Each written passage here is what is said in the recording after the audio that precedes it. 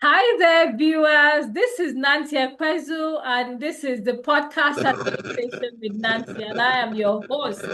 And it's such a pleasure to be on this particular episode of Administration with Nancy. I have an amazing and intelligent and brilliant guest, Mr. Bello Adedigba. And if you recall, if you have been on my YouTube channel, you will recall that it's not his first time as my guest. His podcast with me on starting and managing private school actually has the highest number of views on my YouTube channel. I think over 8,000 now. And it's no wonder that he has to be back on this program to share yet another topic, which is um, financial mistakes that school owners make. And if you're in the education terrain, you know that managing finance is a big issue. And today we have a discussion that will help you navigate this very important aspect of school management, which is financial management. But before we dive into the questions, I would love you to meet my guest again for the second time if you've met him already in my previous podcast. So I'm going to read his profile right away, and then I'll be sharing it also in the comment in the section of the YouTube channel. So Bello Abdurrahman Adedigba is a graduate of the prestigious Lagos State University. He's an insightful speaker, author, growth strategist, and an entrepreneur. He's a destiny-driven entrepreneur, school growth strategist, and founder of the dynamic Pecky Hill Schools in Ojo, Lagos State, Nigeria. With a powerful voice for education, wealth creation, and generational impact, Bello is building a legacy that stretches far beyond the classroom. And if you have been following him, you will know that this is actually very true. He's a founder of EduStar Africa, a continental movement raising and equipping next generation school owners and educators across Africa. Through his thought leadership, trainings, and prophetic strategies, he's helping education leaders step into visibility, profitability, and purpose. He has a whole lot on his profile so that we don't take too much of the time. I'll be sharing his bio on my YouTube channel, and I would like you to read everything there. Okay. So let's dive right in, Mr. Bello Abdulrahman Adedigba. It's such a pleasure to have you here again. And I do recall that you were here, I think, was it 3 years ago? I'm trying to remember. And you did justice to the questions that you were asked. So we're going to start now. And I have a whole lot of questions about 2027. And I hope that time will permit us to take one of them. So thank you for being here on the show. It's my pleasure. All right. Also, can you briefly, you have already introduced, so I would not be doing that again. Why do you think financial management is such a recurring challenge for school owners? So we're going right into the discussion. Why do you think financial management is such a huge challenge for school owners and school leaders? Okay, financial management is a very big challenge for a number of school Maybe owners. louder, maybe I louder. financial okay, financial management is a big challenge to quite a number of school owners as a result of they actually came in the business of starting a school as educators without understanding what it means to run the financial aspect of the school. Okay, they started the school business as educators, but not as entrepreneurs. So it becomes a Wow. very big challenge for them. The majority of them actually started the school business as educators, not entrepreneur. So by the time they Wow. start, it becomes a very big challenge for them to understand what cash flow is all about, to understand what pricing is all about, and to understand what budgeting is all about. And that has been the major challenge that quite a number of educators turned entrepreneurs today are facing. Wow, that is so insightful. That means they come with the educator's mindset and cap Mindset. into an area that is purely business, that is actually business. Let me not say purely, because we know that the education space is driven a lot by passion So, and I know that educators are naturally passionate people. So what you're saying basically is that they are not armed with entrepreneurial mindset and skills. And so And because skill, yes. managing money is actually a business thing. And so they come with the passion to teach and to make children happy, forgetting the money part. Is that what you're saying? Yes, a quite a number of time when you ask school owners the reason why they started their school, a quite a number of school owners often say that, oh, I actually started my school because of the passion that I have for the impact Exactly. without profit. You have to you have teachers to pay. You have teachers to pay salary at the end of the month. We have the daily operations and the likes. Now you have impacted lives. You have raised children, okay, from being better to be the best. And at the end of the day, there is nothing to show for it. In this line of our business as school owners, there is no what I call pension or gratuity. So it's very important and necessary for school owners to be able to plan for their financial life. Financial intelligence is non-negotiable for school owners. Oh, wow, that's quite insightful. So, in your opinion, what mindset shift do you think school owners and school heads need around money generally? Okay, the mindset shift is they should know that the school business is a business. The school business is a business. If a school owner wants to have a business, wants to have a school that is non-governmental or non-governmental organization, NGO, yes, you can say that you are there to impact life without maximizing profits. But if you have the mindset that you want to go into the school business for you to have a business, then you must talk about profit. We can't talk about business without talking about profit. So the mindset shift should be that school owners are in the business to impact lives and at the same time to maximize profits. Without Wow. you thinking about profit, then there's going to be a challenge. Without you thinking about maximization of profit, then there's going to be the issue of staff retention. When we talk about school upgrade, you want to upgrade your school. Of course, you need money to do that. Without money, you cannot do anything in school business. So the mindset shift should be from being educators to entrepreneurs. Wow. Wow. The mindset shift from should be from being an educator Educators, to having the entrepreneur's mindset. Wow, yeah. that's so insightful. So what are some of the most common financial mistakes that school owners and school leaders make that you have observed? Lack of budgeting. Lack of budgeting, lack of planning, and that has been the major challenge of school owner. You are already targeting that this is the amount of money that you are expecting as income. You are not planning of the expenses. There is no how we talk about income without expenses. So the biggest challenge, the biggest mistake I think a lot of school owners are making is lack of budgeting. A school that does not budget, of course, will never grow. So budgeting in school business is non-negotiable, and that has been the major challenge that school owners are facing.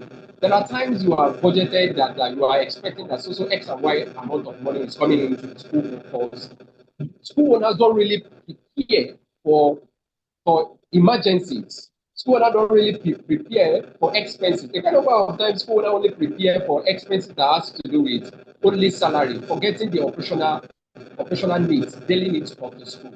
So the major challenge I think the kind of school owners are passing through over time is the challenge of budgeting, not budgeting for the income and of course the expenditure of the school. There are some school owners that do not really know whether they have even made a profit at the end of the term or loss. So it still boils down to lack of budgeting. Wow, lack of budgeting, not planning for expenses, only knowing what comes in and assuming that everything that comes in is your profit. Meanwhile, it is actually not. Wow, that is also very insightful. That is so insightful. And I recall that in the schools where I worked, even though I was a school administrator, I recall in one of the schools, I was not even involved with budgeting. I would be asking the owner, how do we budget? How do we do this? And they would just ignore me, even as a school administrator. And it was when I worked in a school that was very structured, I saw the need, I saw that they understood the need for budgeting. And we would sit down, every head of school, would work with me to budget for their sections. And then I'll sit with the accountant, we'll go through it, and I would approve or query why they wanted some things done in the school year before forwarding to the board for approval. And it really helped us to curtail expenses and and not to act on the spot and not to spend emotionally, but to have a plan on how we were going to spend the income that came into the school, and which really helped the growth of the school. So I really agree with you about budgeting. It's an area that you cannot even ignore, whether it's a school business or whatever business it is that you are doing. So thank you for that point. Okay, so why do you think some schools struggle to separate school funds from personal funds? Thank Because you I very much for see, this question. yeah, because I see that I recall when I became a consultant, I had the shock of my life when I got to one school, and it was supposed to, it's not even a very small school. And the owner would just sit down, hey, okay, you accountant, well, withdraw so amount.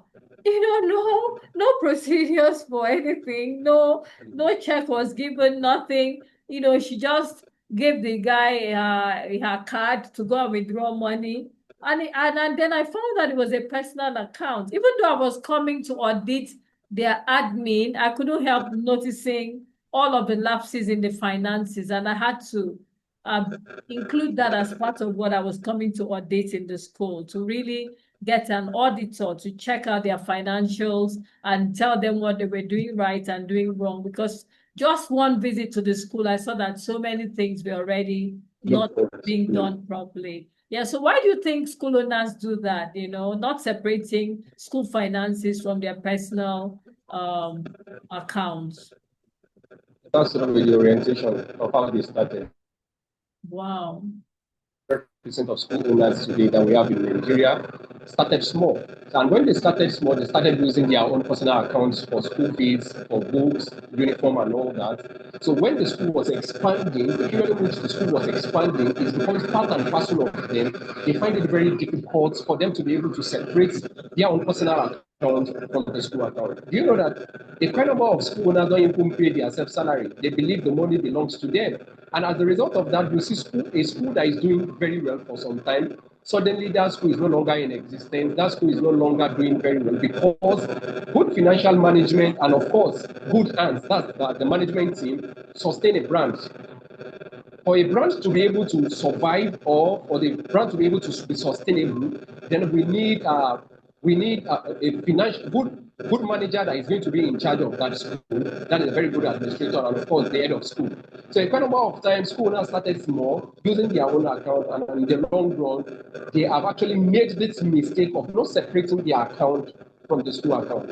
Sometimes people fear that, oh, once I have a personal account, once I have a corporate account, government will come after me, and that is not it. Government will not come after you when you have a personal account. Instead, people that are bringing their children to your school will, of course, take you very serious that your school has a corporate account. So I think it's as a result of how a quite number of school owners started their school, and that's the reason they are finding it very difficult to separate their own personal account from the school account.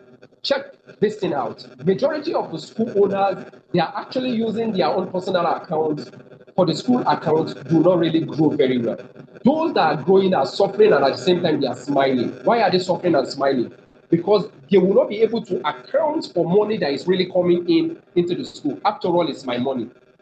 Their own personal income, their own personal needs, they take it from the school account. They have added it together, making it difficult to know whether the school is really making money or not. Sometimes they think it's even spiritual attack. They think it's spiritual attack, or they think maybe the boss of the school is the one trying to like embezzle the school money. Unknown to them that because the money is going to their own personal account, it's making them not to be able to explain what has actually come in from school fees, what has actually come in from lesson money, extracurricular activities, uniforms, books, and the likes. As a result of the money is not going into the school account, and the owner of the school is not paying his or herself salary. And I think that's the major reason why quite a number of them are finding it very difficult to separate the income of the school from their personal account. But a school that really wants to grow in this 21st century need to separate the income of the school from their own personal account. With that, of course, the school will not only grow in numbers, but the school will also grow in terms of finance. Thank you. Wow, absolutely. So you're saying that it depends on how they started, and sometimes they start wrong, and so they don't even know how to correct it along the way. Yes, yes, exactly. So the advice would be that every school should start with a corporate account from the onset. Yes. There Okay. are some parents in some schools they will not even pay in a personal account. Yes, if you really want parents to take you very serious, then you need to have a corporate account for your school. There are parents that will say they don't want to pay in the personal account of the school owner, True. with the exemption that the school owner needs to provide a corporate account. For crying out loud, if school owners don't treat school as a business, then there is going to be a problem. The Yeah. reason why we have a quite number of schools today suffering, having a gigantic building, structure in place, facilities in place, qualified teachers, and they are finding it very difficult to retain good teachers. They are finding it very difficult to remain in business after 10 years. It's as a result of the account, the income of the school is unaccounted for. So the True. advice I have for school owners listening to me is for them to have a corporate account, for them to be able to grow a standard school. Thank you. Wow. Thank you for that. So I know that you mentioned budgeting when we were starting, but then this question has to come up again. How important is budgeting in school management, and where do teachers go wrong with it? Where do school leaders go wrong with it? A quite number of times, school owners would have done their budgeting. They would have planned, okay, this is what we intend to do for the term. This is what we will intend to do for the section. But in the long run, they are not following the budget that they budgeted for. Not following the budget to the end is one of the reasons why a quite number of school owners do not really believe in the term budgets, because they are not used to it. They need what I call an accountant, a professional, okay, to be able to see their record, to be able to see their books.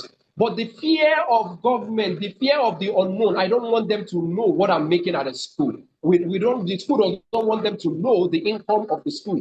The school does not want the boss to really know what actually come into the school account. So the place of budgeting is non-negotiable, like I said earlier before this time. So the best thing for schools to do is to ensure that when they budget, they need to follow the budget without bringing in an emergency expenses outside the budget of the school. There are times the school does not really have the plan of buying a school bus, okay, within, let's say, within the section, but because the school owner has gotten a school bus, oh, I can easily buy this thing is affordable, this thing is cheap, let me buy it. Outside the budget that they have actually planned for, the financial budget of the year, of course, it will affect the budget in which they have actually planned. We have cases whereby there are withdrawals. Sometimes you must have budget as a school, then we have more withdrawals in such a school. In budgeting, such a school owner should be able to prepare that should in case there are withdrawals, the withdrawal shouldn't even affect the budget that the school has budgeted for. That is more or less like the blueprint of that school for that year. Oh, okay. Thank you for that. It means that a lot of them go into extra budgetary expenses. Mm. Yes, yes, exactly my point. Wow. So what role does record keeping um what role does record keeping or the lack of it play in mismanaging school finances? The role of record keeping is lack of record keeping. A school that does not have record should not be having a school. An administrator of a school or a school owner without record should not be running a school. School is all about records, the record of the children, the finances, and the likes. So record keeping is very important in school business. You cannot be talking about school business without talking about record keeping. If you want to take loan from the bank, for example, the first thing they need to ask of is your books. Is your books in good condition? A quite number of times, school owners keep complaining that there is no money in school business. We talk about profit maximization. How can we talk about profit maximization when you do not really have record keeping? You do not really know whether you made profits this time or loss. You do not really know whether you made profits last time or loss. A quite number of school owners don't even know whether they've actually made profit the last 5 years of starting their school because there are no records. There are school owners that all their records are conjoined together. Let's say, for example, we have school fees in the same book, the money for lesson in the same book, the money for uniforms, sportswear, school bus in the same book. I have seen a number of school owners complaining that majority of school owners complaining that the school business, the school bus is not really bringing money to the school bus. It is as a result of putting this money together with the school fees.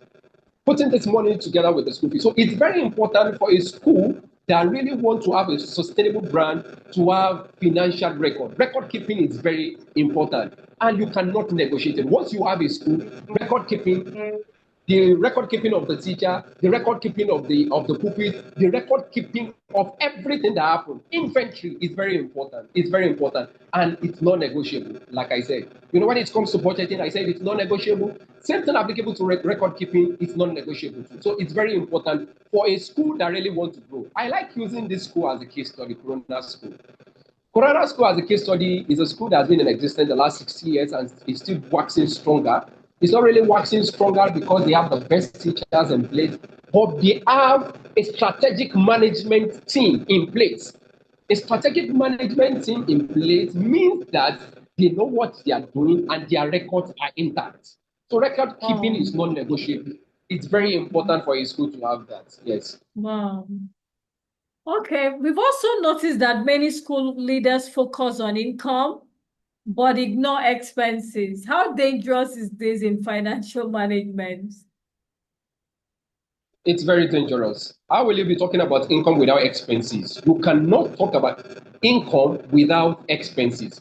Does that mean a school owner thinking about income alone will have challenges? A quite number of challenges will happen. And one of the basic challenges that he's going to be facing is inability to pay salary. Such a school owner will owe salary. Such a school owner will owe salary.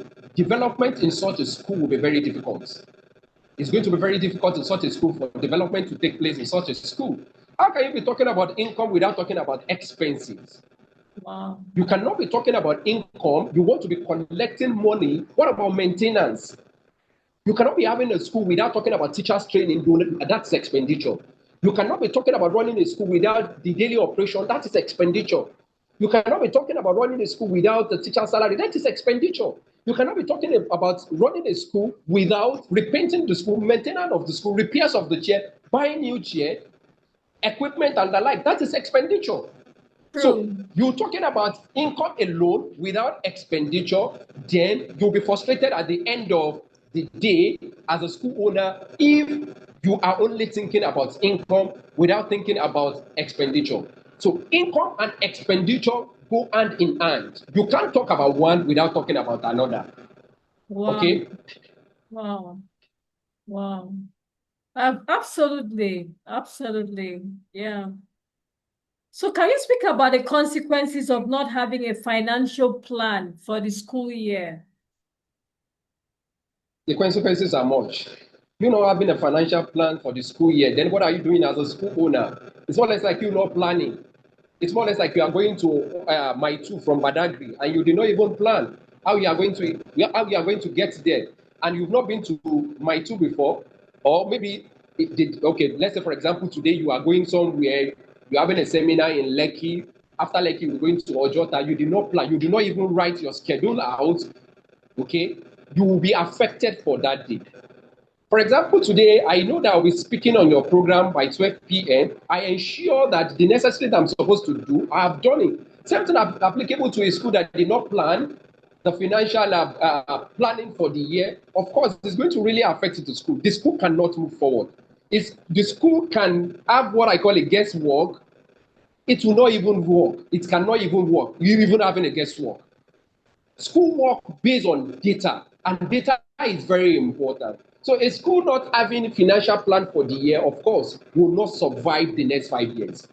The school will not survive the next 5 years, and it's very important for schools owner who are listening to me to be able to plan for their financial year of their school. First time, second time, and of course third time. It's very, very important for them to plan.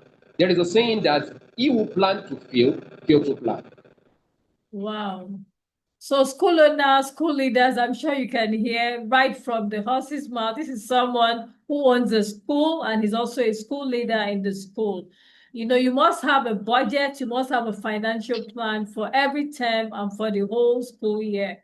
And that's one of the things we'll also be discussing in a training coming up on the 10th and 11th of January. I'll be bringing a guest, a specialist in finances, who will actually break down how to budget in everyday language, break it down with no professional jargon so that everybody gets to, understand how this is done. And I'll be sharing more about that later as we proceed in the podcast. Okay, so that brings me to the next question. So what are your thoughts on schools operating without proper financial reports, such as profit and loss statements? I know you mentioned that there are some schools that do not even know if they are making profits or if they are losing, and this can stretch for even a period of 5 years. So can you shed more light on this? Financial reporting is very important. Yes, it's very important. It's like feedback. What have we done very well the last maybe 2, 3 years? The last year, the last term, the last section. Are we better than last term? Are we better than this term?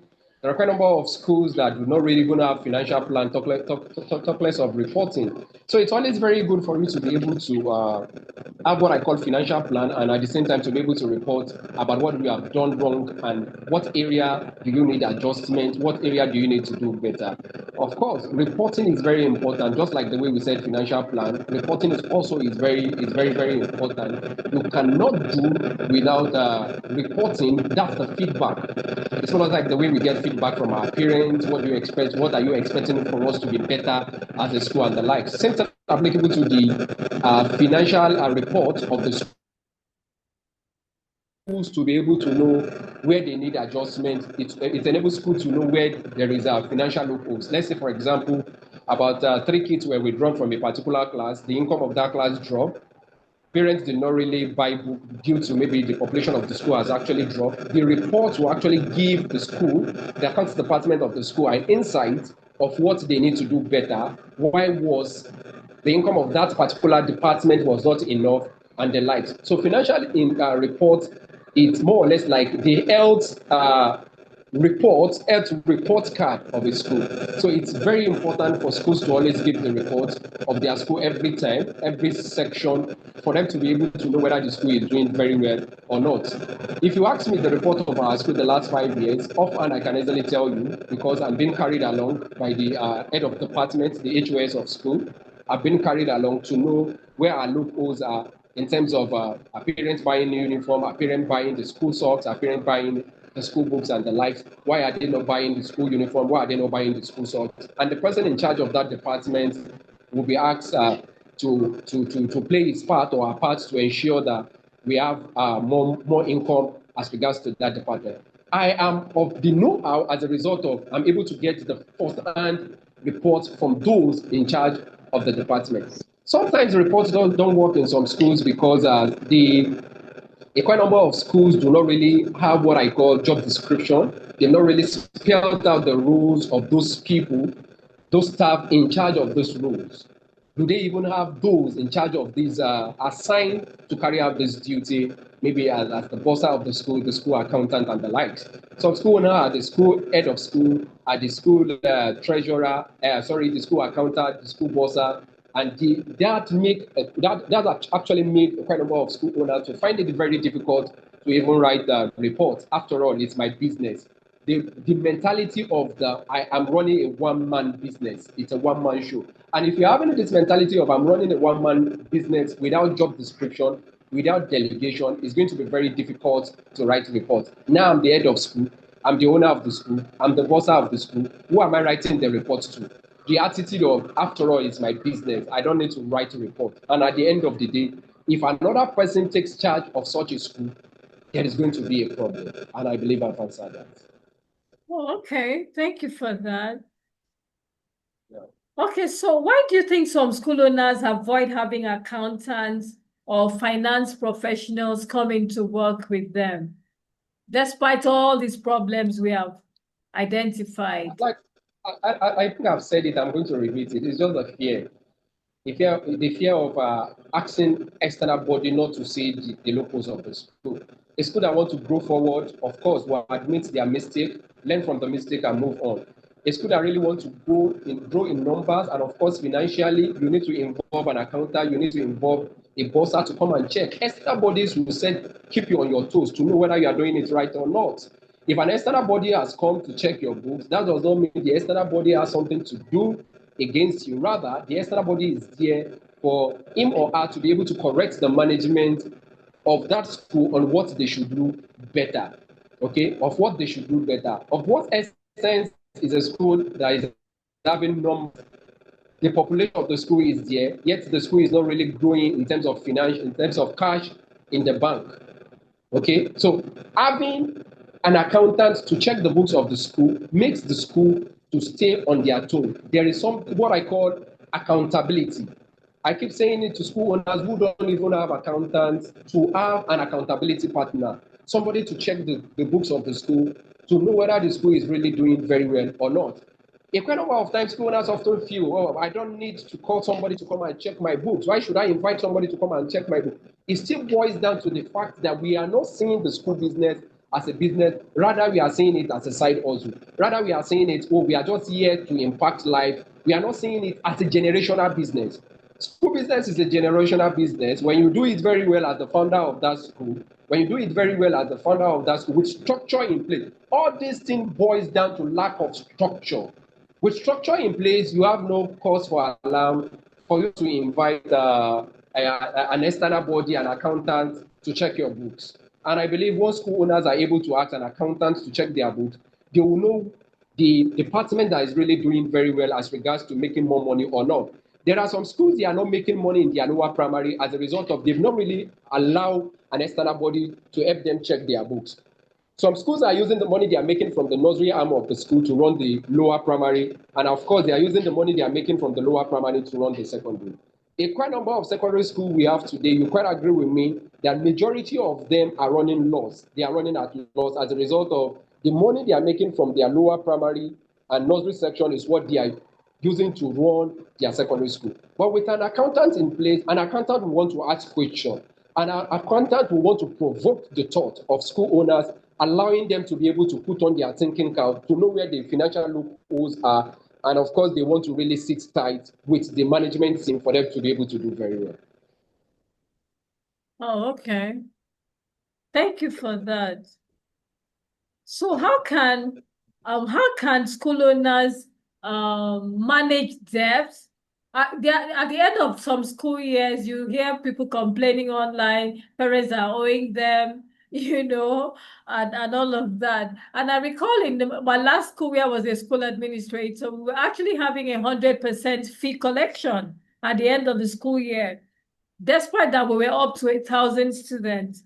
And so I know that I put some strategies in place. So what do you have to say to schools on managing debt, especially from fees or from whatever sources they encounter this? Feasibility study is very important. When I say feasibility study, quite a number of times school owners think feasibility study has to do when I start my school. Feasibility study is not the period in which you are starting your school. Feasibility study should be something that you keep doing because new schools are coming on board to compete with schools. New schools are coming on board to compete with your school. So what can you do? Understanding your target audience is key. Who are your target audience? Sometimes you have a school thinking maybe parents are rich, whereas all the parents within that environment are not even rich. And you are not the only school that is serving those parents that you assume, in quotes, that they are rich. Okay? Then you have 3 C's. The first C is courage. If you are running your school with fear, then you have debtors in your school. Debtors have nothing to lose. Debtors have nothing to lose. Once you are rendering effective service, then you have no choice but to what? To charge what you are supposed to charge. I'm not saying you should overprice, and I'm not saying you should underprice. Second one is control. Be in charge of your school. Once you are having the courage to run your school, be in charge of your school. Control. That's the second C. Then be consistent. Those that have not paid their school fees will be sent back home. Stand on your word. Being consistent is key. A number of times school owners are not able to manage them as a result of over familiarity. Over familiarity among parents. They know almost all the parents, their church members, their friends. What I call syphilis in the local parlance. Okay, over familiarity. Once you are afraid of losing debtors, debtors are not afraid of, and that's my best quote. Once you are afraid of losing debtors, debtors are not afraid of losing you as a school. I know a school owner that told a particular parent that I'm going to sue you, I'm going to take you to the court. And of course, she took the school owner to the police station, and she took the parent to the local environment where the school was. Parents started saying, "Oh, that school, the proprietor not likes taking people to the police station," and that was what brought down the school and the likes. So, what am I trying to say? Is for school owners to be able to reduce debt, do not overcharge, and at the same time, do not undercharge. Do not keep increasing school fees every time. A kind of time school owners keep increasing the economic situation, then you increase the school fees. You need to put quite a number of things in place. Have you really added value the last 5 years, the last 2 years, the last 3 years? Have you really added value? What are those things that you are doing that other schools are not doing? What are those? You need to look at, are you first among equals? So for you to be able to reduce debt, allow somebody to be in charge of the school so that those people that are familiar with you will, of course, will definitely pay as at when due. A quite number of those people that are owing us in our various schools are people that know us, are people that are our course mates, university mates, are people that are our church members and the likes. I have a friend, we attended the same university together, and the child is coming to our school. And I told my HOS, I said, if this person does not pay, do not say because you have seen us together, you are going to give him preferential treatment and the like. There are cases, there are exemptional cases. What are these exemptional cases? A parent that have been paying and he has not been defaulting, and maybe suddenly something happened. You can allow the parents, the children of such a parent, to stay in the school by signing on that taking that this particular period of time, of course, will be paying the school fees and the likes. So the best way to reduce debt in school is one, school owners should understand that target audience. Two, school owners should allow those they have assigned to do this job to do their job professionally. All you just need to do is train, retrain, and train them. Well, we keep saying they cannot do it the way I want to be. Before you know it, that's the reason I see some school owners, a school owner of 45 years is looking like a school owner of 65 years as a result of the stress, as a result of lack of job description and the like. So the best thing to do is assign somebody and let that person give you the feedback at the end of the day. If the person cannot give you the feedback at the end of the day, the person can give you the feedback at the end of the week. If the person cannot give you the feedback at the end of the week, you can do it uh, twice in a month. And of course, it enables you to be able to run a debit-free school. Policy is another thing. Policy is germane. Policy is very important. You can't run a school without policy. Your policy says before the resumption, parents to pay. Stand on your policy and let it be effective. Your policy says 2 weeks after resumption, parents should have paid. Stand see, then you need to have those three C's: courage, control, and of course, consistency. Being consistent is key. Thank you. Wow, thank you so much for that. Honestly, I tell people that even as parents are coming for inquiries about admission, you can tell parents who are actually your ideal clients.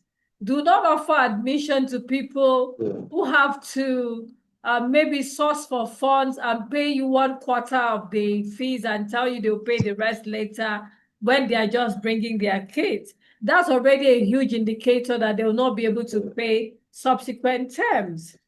They won't be able to pay the fees in subsequent terms. So if a parent cannot conveniently pay the school fees at the start in full, that already tells you that you have a problem, because anybody who is your ideal parent should be able to at least afford the first school fees, initial payment in full without any stress.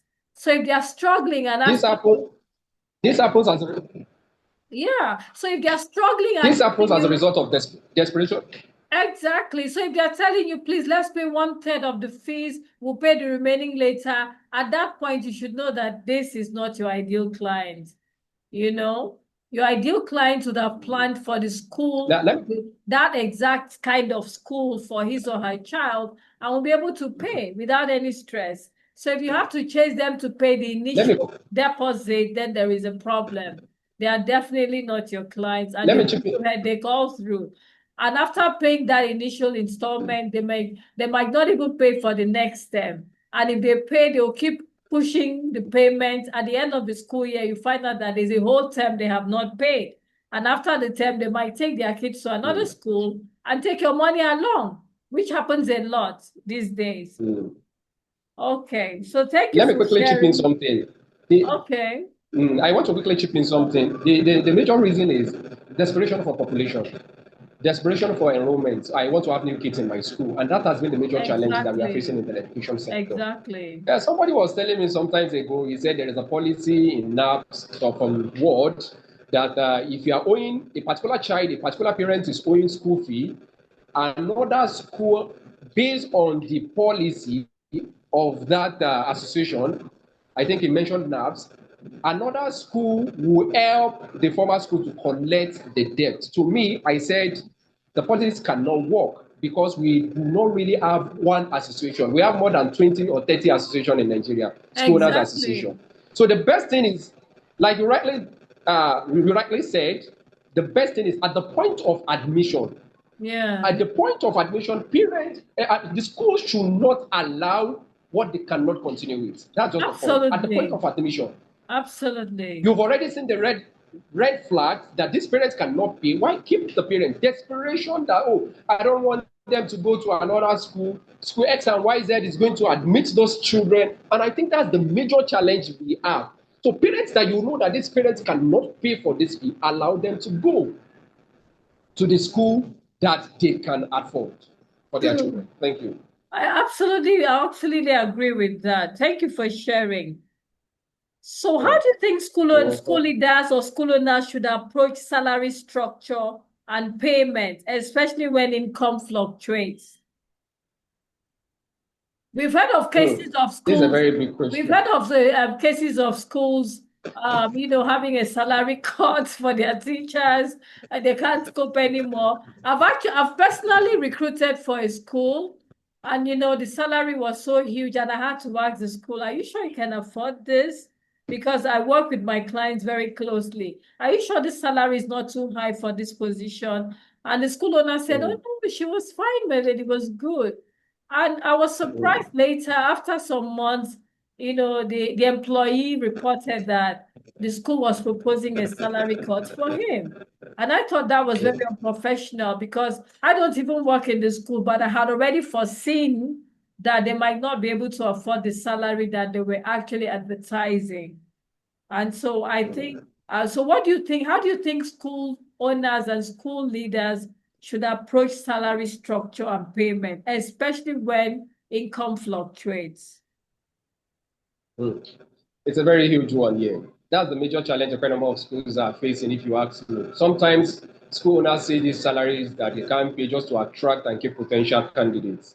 A very sound, good teacher, a teacher that is very good, that knows his honors, that knows that is a professional to the core, such a teacher will, of course, be forced to leave once the school is not meeting to its needs based on the agreed amounts he or if the school wants to pay. Now, what's the way out? If the school is making money, there is a period in school business whereby the school will be making money. There is a period in school business whereby you need to invest in the school business. There is a period in school business whereby what you'll be getting, you invest it back to the business. And that's the reason I keep advising school owners that once you are making money as a school, the best thing for you to do is a certain percentage of the income should be invested, let's say mutual fund. A certain amount of money from the school can be invested in maybe another business that you know that even if the school is not really doing very well later, it can easily help the school to pay salary. Because salary is the oxygen that keeps teachers in schools, and we need to be very candid with ourselves. Without salaries, Absolutely. You teachers can are say that not again. You can say that again. teachers. Without salaries, teachers are not ready to say. I call teachers vision supporters. I call teachers vision movers. They move your vision to the next level for you. They help you to translate your vision. You cannot translate your vision alone. You cannot support your vision alone without the teachers called the vision supporters. So what does that mean? They don't want you to tell them stories. There are exceptional cases. Exceptional cases in the sense that maybe the school has been doing very well, suddenly something happened and the population dropped, the income has not really been coming. It takes the grace of God for you to be able to see teachers are ready to listen. And how many teachers are we even having today that are ready to pass through the same pains of their school or the challenges the school is passing through at that point in time? So the first thing is the period in which the school is really making money, the school is really making serious money. The school owner can invest in rental business, and that's the reason sometimes I keep advising school owners that you can use the school on for schools that have all for rentals. You can use it to rent out. When you rent it out, keep the money aside from the school income. In case, if we are unable to meet up for the salary of the teachers, because by the time teachers go out there and they keep complaining, it will spoil the reputation of the school, making it very difficult for parents to believe in such brand. That is one. Secondly, the network. Teachers network more than school owners. Of course, teachers will go and be telling other teachers, do not apply in that school. Oh, they keep owing, they like owing and the likes. So the first thing a school will do, that our advice a school should do is the period in which money is coming in into the account of the school owner or school owners should be able to have investment opportunities that they can leverage on. But before they invest, they should investigate. You don't just invest because somebody told you about X and Y business and the business is highly profitable, it yields profit without you investigating. It's very key for school owners to be able to investigate before they invest. Mutual fund is there, rental service is there, and the likes. And I think I need to pause here for that. Wow, thank you so much for throwing light on this issue. Honestly, schools need to fix salaries that they can afford. Don't because there's no fixed Of salary. course. There are no fixed salaries in the private sector in Nigeria. And so if you are, I don't know about other African countries, but I know for us in Nigeria. And so you cannot say school A next door is paying maybe all their teachers 300,000 naira a month as the least, and then you want to pay the same. You don't know what their overhead costs are. You don't know how long they've been established. You don't know what they do to save costs or what they're investing in also that brings in money. We have more income to the school. You don't know whether they decided to reduce the number of their teachers and overwork them so that they pay them very well. You don't know what strategies are working for them. So you can't copy another You're right. school's you can't copy another school's salary structure and adapt in your own school. You have to create what works for you because every school has its uniqueness and based on their location, operational cost, year that they were established, uh, Target audience. target audience, yeah, exactly the kind of parents who pay, how much the fees are. So a school that charges 5 million naira in a year will certainly be paying higher, hopefully, than the one that charges where children pay 300,000 naira in a year. So they can't certainly You're be right. paying the same salaries.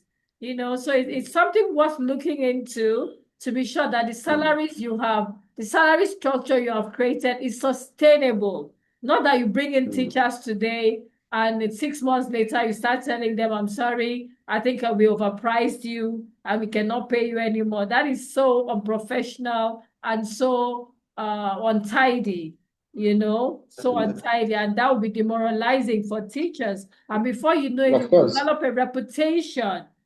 you will develop a reputation that you do not want. Thank you so much. I just wanted to add that. Okay, so that brings us to the issue of overpricing or underpricing school fees. Can you speak to that?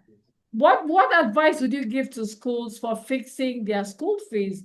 Because what some people do is they just And they'll tell you, go and check out all the schools in the neighborhood, and then let's fix our fees exactly how theirs are. So do you know, I think that schools can be in the same neighborhood and yet not priced the same because of the unique offering that they bring. So I would like to hear your thoughts on this. What do you have to say about schools overpricing or underpricing the school fees? Why do school underprice? The quite number of schools underprice their fee as a result of the one more population in their school.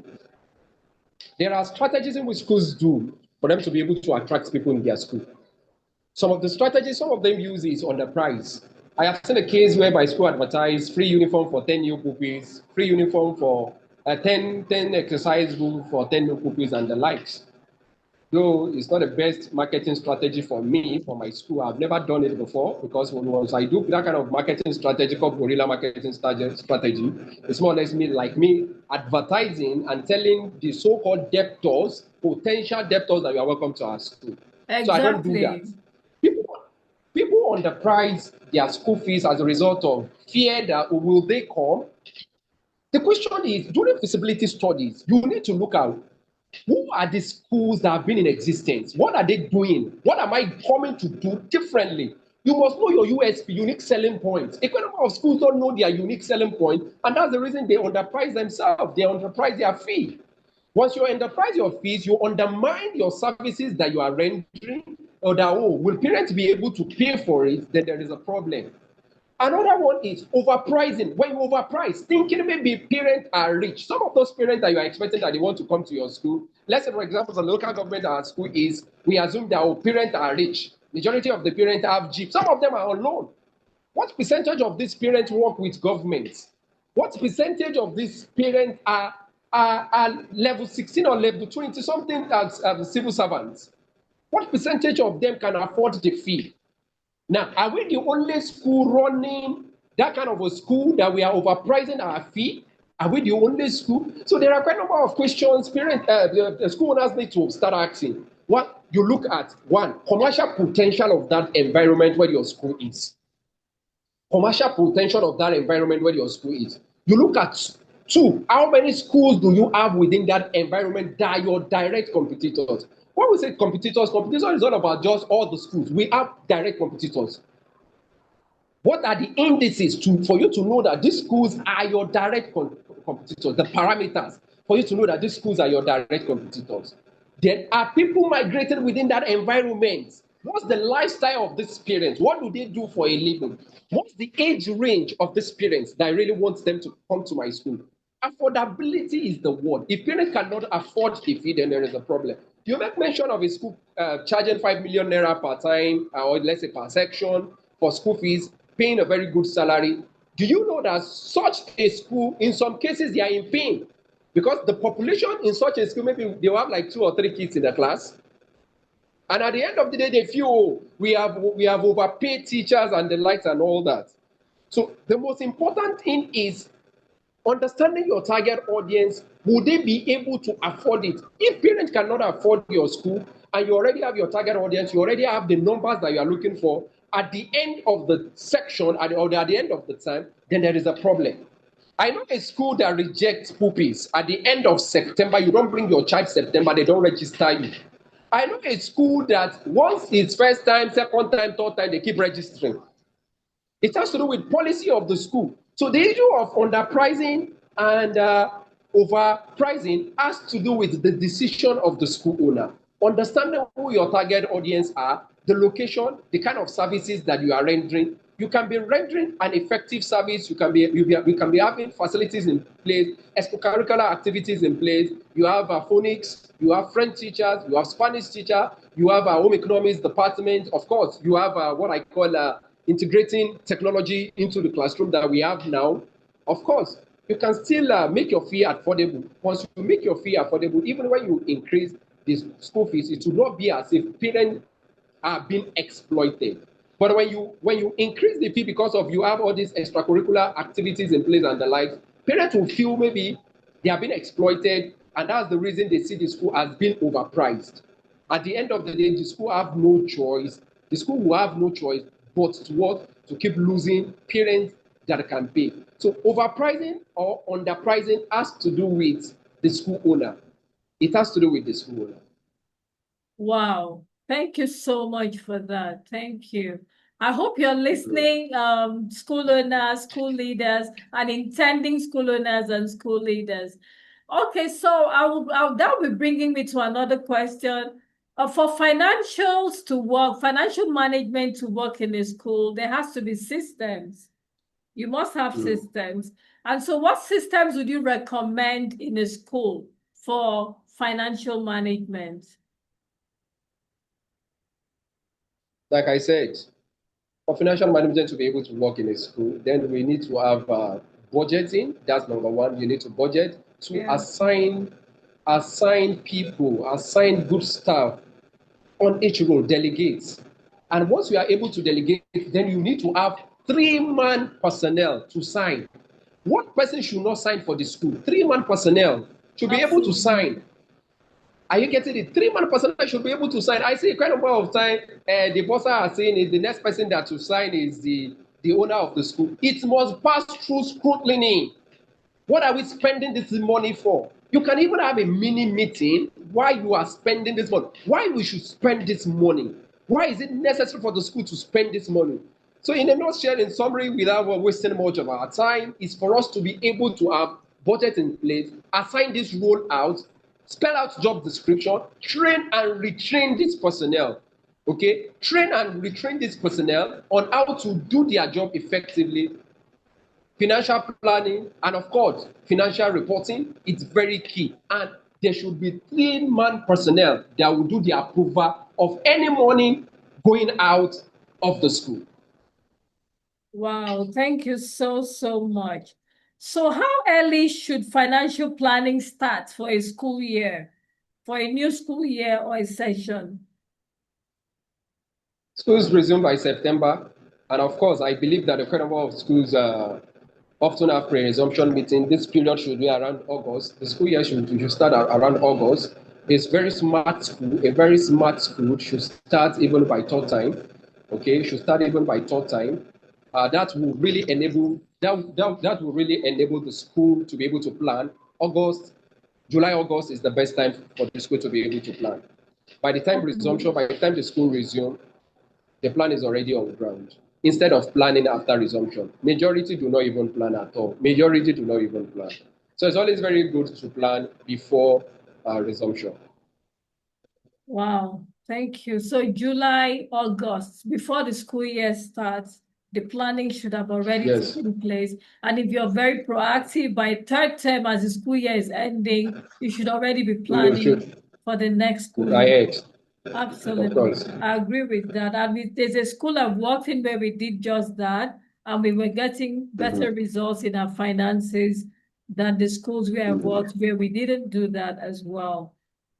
Okay, so how does financial transparency, what role does financial transparency play in building trust with the school community? Do you think there's a need Mm. for the school community to know what the financial status of the school is like? We are not. A school is not a secret course. A school is not a secret course. So there should be transparency and accountability. If there is no transparency, there can't be accountability. If you're hiding your books, then you don't expect transparency. If you're hiding your book, you cannot expect accountability. Yes, I don't want the boss to know how much you are making. If the accountant should know how much you are making, you go and start a school. School is a ministry, is a calling. If the accountant does not know how to do it very well, it's not everybody that is called to do a school. There are some they are called to have a school. There are some they are called to be teachers. And there is no apology for this statement. The current number of school owners don't understand this position that school business is not just a business, of course, it's a ministry. So, what's the point? The, there is a need for transparency, for there to be accountability. When you are being transparent, everybody knows what we are expecting from each department. The uniform section, the what is it called? The school fees section, the school post section, we all know what we are expecting. The boss will not take it away from you. And if there is any financial fraud, you quickly detect because there is already transparency. And once there is transparency, to be able to account for the income and expenses of the school becomes a lot easier. I don't need to waste time on this. If there is no transparency, that shows that the school itself has something that is hiding, that does not want the world to know. When we say transparency, we are not saying parents. When we say transparency, we are talking about the structure within that organization. And that's the reason the place of organogram. Transparency has to do, there are key personnel that have been assigned to do those jobs. So with transparency for those key personnel, and that's the reason you have employed them. I don't want a particular woman. I wouldn't want to call the tribe so that I'm not going to be I'm going to be stepping on the feet of some of these people. She was saying that my husband said that nobody I should not open my clothes, oh. And she was about to put to bed. She said she does not want the male doctor to attend to her. And the male doctor was the only one that is on duty. She was waiting. She was waiting. When it was time for her to put to bed, she herself removed her wrapper and started shouting, "Doctor, attend to me." So the same thing applicable with financial transparency in schools. If you say you don't want them to see it, you don't want them to see it. When there is fraud, you'll be forced to call a what? You'll be forced to call an accountant to come and check the loopholes, the fraud that has taken place. But with financial transparency, of course, there's going to be accountability because everyone knows what you are expecting as income and everyone knows what has gone out as expenditure, and there's not going to be issue and there's not going to be embezzlement or fraud. Yeah, absolutely. Yeah. So how can school owners train or empower their staff to understand basic financial discipline? Empowerment starts with training. If you don't train them, you don't blame them. Empowerment starts with training. You want to empower something, have you given that person, let me use the word power. You need to empower them. How can we empower them? The empowerment has to do with training. If you train them, it becomes a lot easier for them to be able to do their job very well and excellently. If I train them, they will go. If you keep them, there will be problem. So it's better you train them. If they want to go, they should go, and you retrain them. If another set comes, you train them because they are there within that organization, within that ecosystem of the school. If you do not really train them, then it's going to be very difficult to talk about empowerment. So training is key. On-the-job training and off-the-job training, training and retraining, and allowing them to be independent to see whether they've really learned something from what they have been trained for. Wow, thank you very much. Train them whether they want to leave or whether they want to stay. Because if you don't train them and they stay, then they are a big problem to your organization. Of Okay. course they are. Okay, so in your journey, can you identify any financial mistakes you made that you would like school owners or school leaders to avoid? I was just adding everything together when I started. All the incomes Okay. were just together. All the incomes were together. Lack of budgeting. I did not even budget. Everything was just together. In the long run, so I keep asking myself, I said, this job that I'm doing, there is no pension, there is no gratuity. Nobody is going to pay me at the end of the month. This is my own pension, this is my own gratuity. So what I did was I made a lot of mistakes. I was just focusing on salary. After salary, that's the end. I wasn't thinking about the daily needs of the school. So that taught me a big lesson, a very big lesson, and it really cost me that we need to budget. We need to what? We need to have a different account from my own personal account, which has really helped me the last 11 years of starting our school. It has really helped me. If I'm not in the school today, my school is running itself because I really understood the place of what delegation, the place of job description, and of course, what's the essence of we having that organogram in the office without using it effectively. There are a lot of schools with organogram in their offices, but the organogram does it really work?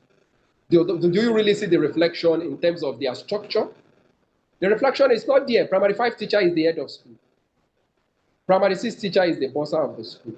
Yes, a school that is growing can do that. What about a school that's been in existence for long? What do we call standard? What do we call standard? Standard is doing it right. So the financial mistake I make is lack of budgeting and just conjoining all the accounts together, the income from different sections, just putting them together And at the same time, I was not having a personal different account from the school account. I keep asking parents to send to my account. And if somebody asks me for money, so it's a lot easier to just transfer. And that really affected me, which is a lesson I've actually learned from. And that's the reason I'm speaking to school owners to learn from it. That's why sometimes when people tell me there is no money in school business, I laugh. If you don't understand the rudiment, the business side of the school business, then you complain that there is no money in school business. There is a lot of money in school business if you really understand the place of finance, the place of finance, the place of management, the place of teachers, the place of management as a whole. If you really understand that place, and I believe you really make money, and of course you enjoy your life as a school owner. Wow, thank you very much. At this point, I'll be sharing a program that I have coming up soon for school owners and school leaders, and it's called it's actually loading. I hope you can see it here. It's called Financial Management for School Leaders, Financial Management Training for School Leaders. And it's coming up on the 10th and the 11th of January 2026. It's all about strategic financial management for school growth and sustainability. And the topic will include identifying areas of income in a school and also budgeting and control. You mentioned something about control, about having 3 people sign before any expenses are made. You know, a lot of schools do not even have a procurement plan or a procurement policy for their school. They just spend and spend and spend, sometimes just from a text message on WhatsApp, oh, we need this, and then the next thing someone transfers money or even handles cash. So we'll be going a whole lot into financial management for school growth and sustainability. And I'll be handling sections from a school leader's point of view. I had the privilege of working in a school where I was an administrator reporting to the board, and I know all the things I did to save money for the school. I'll also share cost-saving measures. I was able to save the school to the tune of about 37 million naira in our operations in the 3 years that I was their school administrator. So sometimes people think that being an employee means you should not understand school financial management, which is so wrong. And then I have with me Mrs. Christy Ogidi, who is a finance specialist. She's a chartered accountant and a financial analyst, and she'll be coming in to teach about budgeting. She would let you know all the little loopholes and the mistakes that people make in budgeting, and she'll break it down in clear, everyday language in a way that you will understand. And registration is currently on. It's for 2 days, and it's on Zoom, so you can join us from any part of the world. We've had people in previous training sessions I've had from Botswana, Tanzania, Ghana, and Egypt, and various other countries. And we hope that this is open to just about everybody who is interested in learning about financial management in a school. Is no fluff. It's not going to be all about professional jargon. We're bringing it down to everyday language. So even if you're a non-financial person, you don't have an MBA, you didn't study accounting or whatever, this is for you. And it's for teachers who intend to move into management positions, school administrators who are already practicing, school owners who are decision makers, board members who also are involved in the management of a school. So basically, everybody who works in a school, admin staff, everybody should be a part of this. It's going to be power-packed. So it's on Saturday, it starts at 10 a.m. and it will run for about 2 hours. And on Sunday, it will be at 5:30 a.m. West Africa, 5:30 p.m., not a.m., sorry, West African time. And then we'll go on and for about 2 hours. You have a session where you ask questions, and it will be recorded, and you will have access to this for about 3 months after we have done the program. So on this note, I would like to say thank you so much, Mr. Bello Abdulrahman, for being here. I truly appreciate you. for being a Thank you for second-time having me. guest on my program, on my podcast. And so, just before you leave, I would like to do this. If you could give just one financial management tip to a new school leader or a school owner, what would that be? Change the mindset of being an educator to entrepreneur. Change the mindset that school is a Change your business. mindset. Pushing is the very Change best. your mindset from Mm, being, mm. oh, okay. Change your An mindset. educator. Yeah, absolutely. So So, this training goes for just 17,000 naira if you're able to pay before the 30th of November, and it's 20,000 naira as from the 1st of December. And if you're paying in dollars, please reach out to me in the comments. I'll be really delighted to share with you the domiciliary account where this will be paid into for just $20 or $17 if you're paying before the 30th. Okay, so Mr. Abdulrahman, do you have any product that you would like the audience to know about? Maybe a training you have, a coaching program, or something you'd like them to subscribe to? for now, they can get my book on seller. Private school business in low income communities, a good mind, is on seller. Private school business in low income communities, a good mind, is on seller. They can search for it, and they, of course, they'll definitely get it from seller.